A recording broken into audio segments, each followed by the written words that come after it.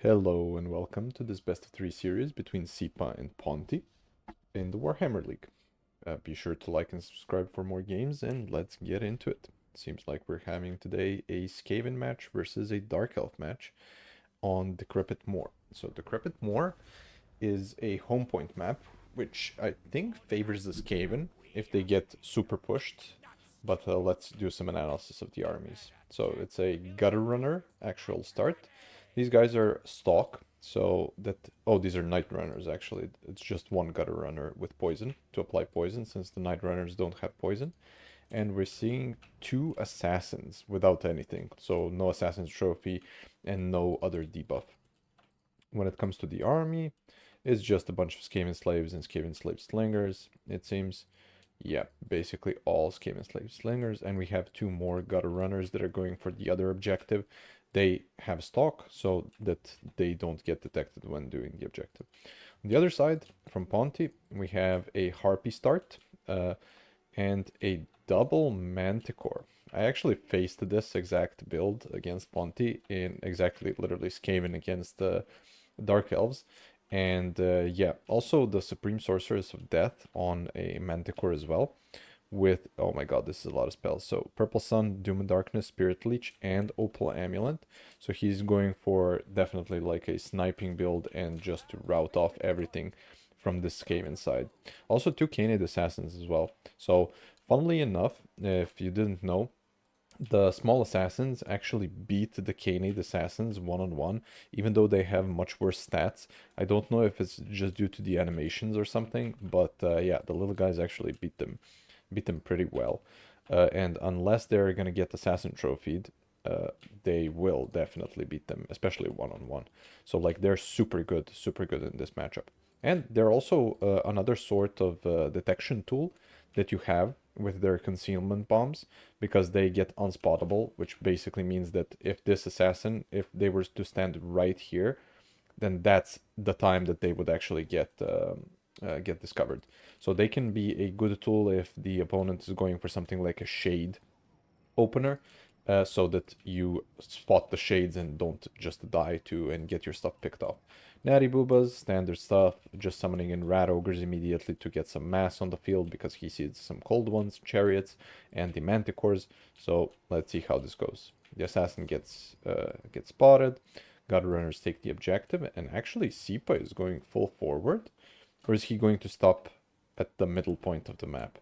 Because at this time, with the double Manticores that are getting peppered by the Gutter Runners, there technically isn't much that is stopping the Skaven tide, that can stop the Skaven tide. If he just continues on forward, then he can probably even triple cap him at this point. But yeah, Gutter Runners, very good at poking. Kind of annoying that these guys have silver shields, but it is what it is. They're going to be still very good both against the Dark Riders and the Manticore, and they have their little snare nets, these guys. Snare nets. So if a cav unit never really wants to go in for a charge against the Guard Runners, but because for one they'll get peppered by their little ninja stars, and 2, they just slow you down now that you get in the range. So you're poisoned, and then you get the speed, and now like from 92 you're down to 69 speed. That's what she said.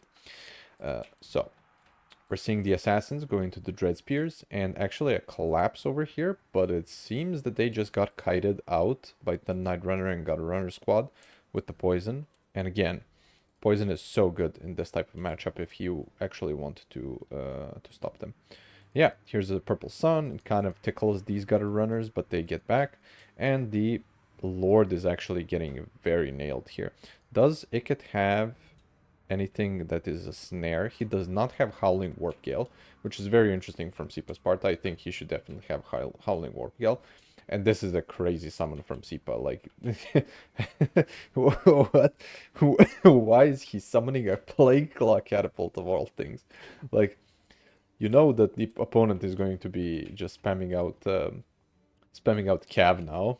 You're summoning a Plague Claw instead of like an extra Rat Ogre or a Doom player. That's crazy. That's crazy confidence coming in from Sipa.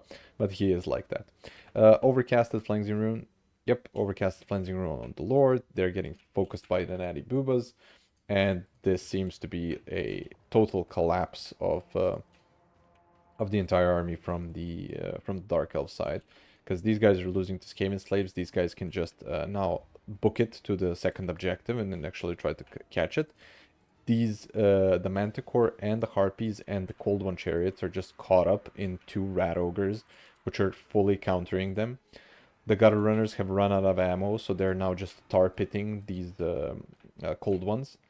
And yeah, the Skaven slaves are just super good.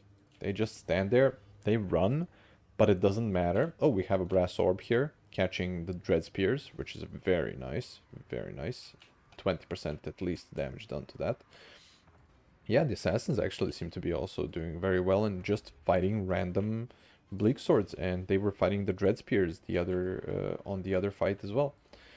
The Supreme Sorceress is just about dead, and here we have the Canid Assassin. Where is the other one? So here is one. Oh, there's the other one. The other one is trying to get into the Natty Boobas and probably pop its net.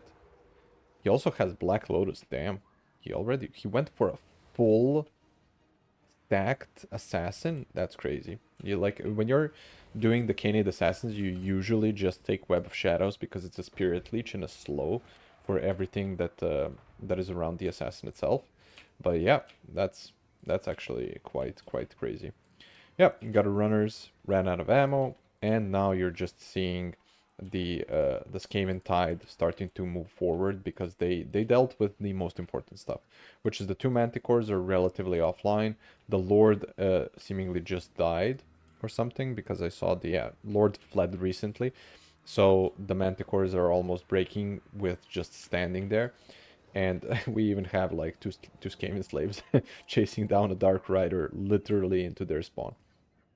Iked Claw, he can be very snipeable, especially from the Dark Elf side. And yeah, Ponti could have even used Doom Bolt to try and overtime snipe the Lord of the Skaven army. But it seems that this is just a full blowout now. Even though the Dark Elves have two objectives, they basically have nothing. They're tabled pretty much. They just have these Bleak Spears and Dread Swords. Dread Spears and Bleak Swords coming in to reinforce their home objective. But other than that, it's going to be a very quick victory for Sipa here in game 1. Let's see some values, and then let's move on to game 2. So 800 in Iked, he basically cast a Flensing Rune, a Brass Orb, and was scootering around. This one assassin did crazy good. He literally paid for himself. These guys are 500. That's awesome damage from him. They have the same amount of kills. Like, what was this guy fighting compared to this guy? He was just assisting the other guy. Yeah, Skaven slaves. I mean, if a Skaven slave pays for itself, you're like, okay. Yeah, Slinger's always good. Literally in just about every matchup, unless there's like high armor and silver shields into something like Khorne, these guys will pay for themselves and they're just do fine. Gutter Runners all did very well. The Natty Boobas just sniped. Only thing that I could comment here for Sipa's side is he should have probably gotten Howling Warp Gale, because that snare is just insane. It's like, what, 18 seconds or 20 seconds on like a 30-second cooldown that you can just spam out and stop Harpies, Manticores, Flying Lord, etc, etc. What did he have? He had Teeth Breakers. This is a great unit again for sniping something that's in the air. Standard, Rat Ogres, all paid for themselves. Actually, the Catapult also did pretty good. From the other side, from Ponti, yeah, Sorcerers didn't do much. He didn't even bring Buna, which was interesting, because he could have just flown over. If he's already going for this type of like go in strat, he could have just flown over and Buna'd the Natty Boobas.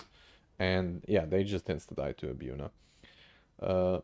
And something menacing looking at them for like 2 seconds. Assassins did okay, but since he brought them fully stacked, I'm technically not sure even how much they cost. They cost like 1k fully stacked, I think.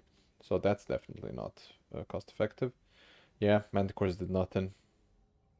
Dread Spears, Dark Riders, they did okay, but there's nothing to fight there. Yeah, very well played by Sipa, and I'll see you in game 2.